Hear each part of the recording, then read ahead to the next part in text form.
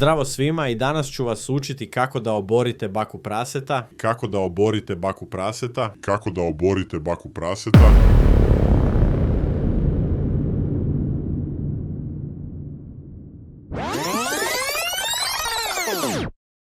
U svetu gdje je pažnja najskuplja valuta, a moral često samo prepreka do prvog miliona, jedan čovjek hoda po tankoj liniji. Za jedne on je glas razuma, intelektualac zarobljen u telu influenzera. Jedini koji sme da kaže ono što svi misle, ali se plaše da izgovore. Za druge on je samo još jedan cinik. Proračunati manipulator koji je shvatio da se na tuđim greškama gradi najstabilnija karijera. Njegovo ime je Mario Vrećo i verovatno ste bar jednom kliknuli na njegovo lice.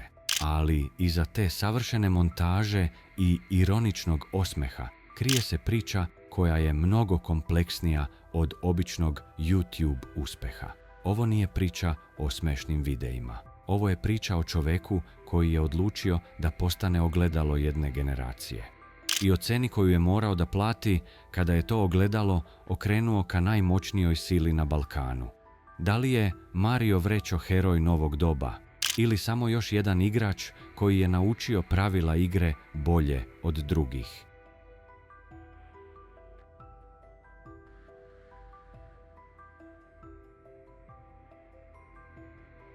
Da bismo razumeli Marija, moramo zaboraviti na klasične priče o uspehu preko noći. On nije imao svoj viralni trenutak koji ga je lansirao u zvezde. Nije pao sa stolice, nije razbio skup auto, niti je snimio pesmu koja je postala mim.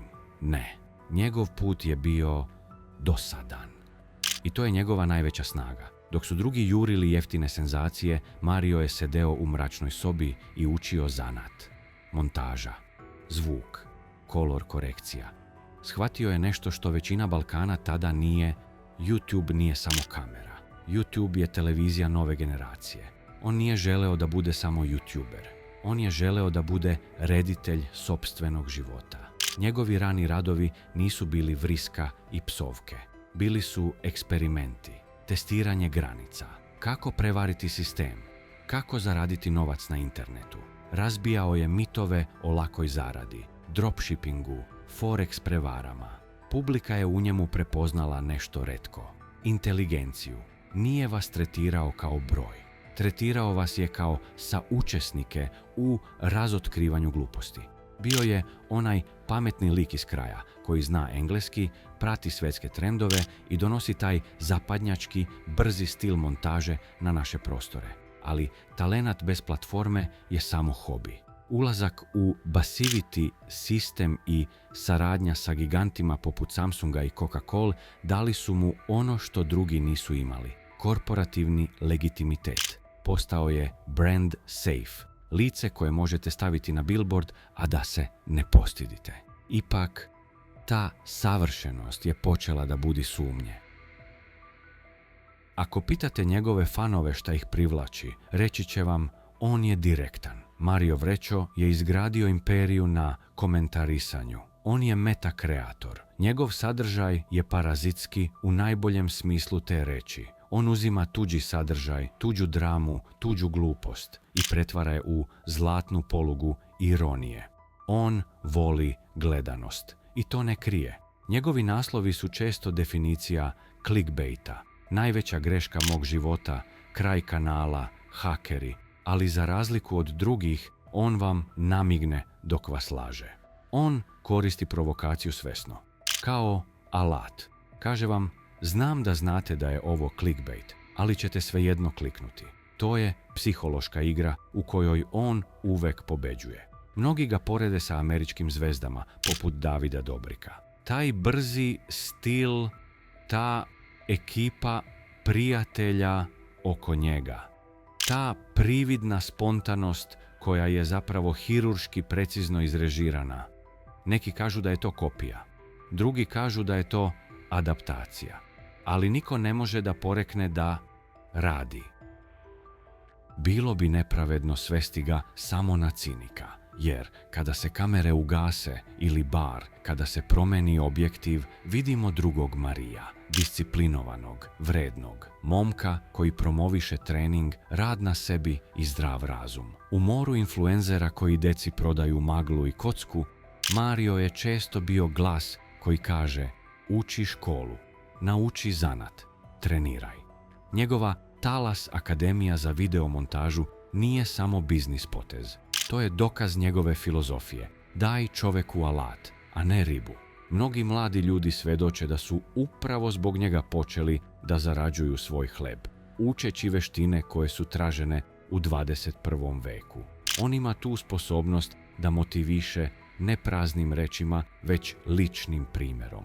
Kada vidite kako se transformisao fizički, kako je izgradio biznis, teško je ne poštovati tu radnu etiku. Mnogi ga vide kao dobrog momka koji samo želi uspjeh, ali ne gazi preko mrtvih da bi do njega došao. Bar ne do onog trenutka kada je odlučio da uđe u ring sa institucijom.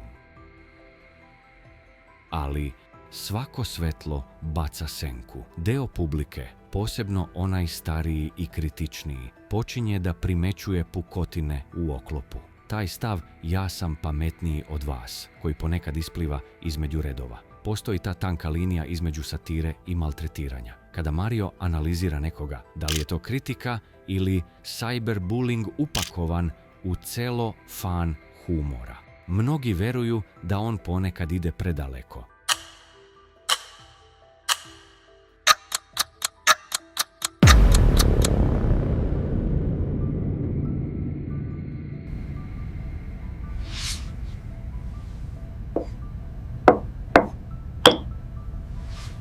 Znate li tko je baka prase? A onda dogodio se baka prase. Sukob koji nije morao da se desi. Sukob koji je podelio scenu. S jedne strane Bogdan Ilić, baka prase, najglasniji, najbrutalniji, institucija. S druge strane Mario Vrećo. Godinama su plesali jedan oko drugog. Bilo je tu prozivki, reakcija, indirektnih udaraca. Ali onda je Mario povukao potez koji mnogi smatraju najrizičnijim, a možda i najlošijim u njegovoj karijeri. Odlučio je da udari tamo gdje najviše boli, na novac. Ne na pesme, ne na drame. Ali još važnije, ušao je u blato, iz kojeg se ne izlazi čist. Kritičari su odmah pitali: Mario, zar ti ne radiš isto? Zar i ti ne živiš od pažnje?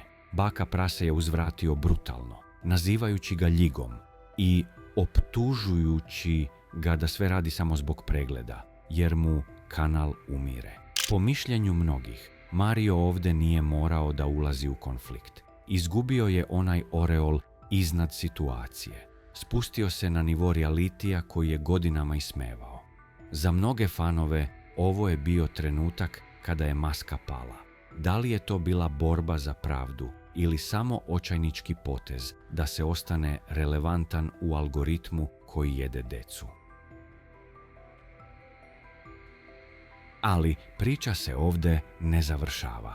Kako se prašina sleže, internet podzemljem počinju da kruže nove priče. Glasine koje, ako su tačne, najavljuju rat kakav do sada nismo vidjeli. Posljednjih dana, po kuloarima i mračnim uglovima Discord servera, sve glasnije se špekuliše o novom potezu baku praseta. Nema zvanične potvrde. Ponavljam, ovo su za sada samo priče sa društvenih mreža. Ali govori se o tome da baka prase sprema svoju akademiju za video editing. Zvuči poznato? Da. To bi bio direktan udar na Mariov Talas, njegov najozbiljniji poslovni projekat. Ako je ovo istina, to više nije borba za preglede. To je borba za tržište. Da li baka planira da iskoristi svoju ogromnu publiku da uništi Mariov biznis, kopirajući ga? Ili je to samo još jedna internet teorija zavere? Deo javnosti veruje da je ovo bakina krajnja osveta. Udarac na egzistenciju, a ne na ego.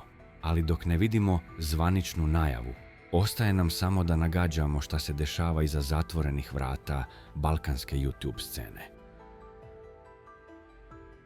Na kraju dana, kada se ugase ring lightovi i kada se isključe kamere, ko je Mario Vrećo?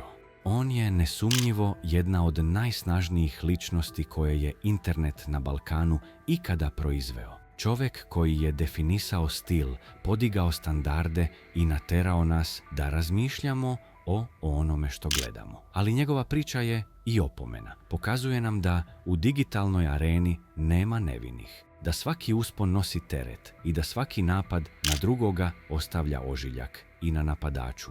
Mario Vrećo će nastaviti da snima. Mi ćemo nastaviti da gledamo. Ali ostaje pitanje koje lebdi u vazduhu, pitanje na koje svako od nas mora da nađe odgovor.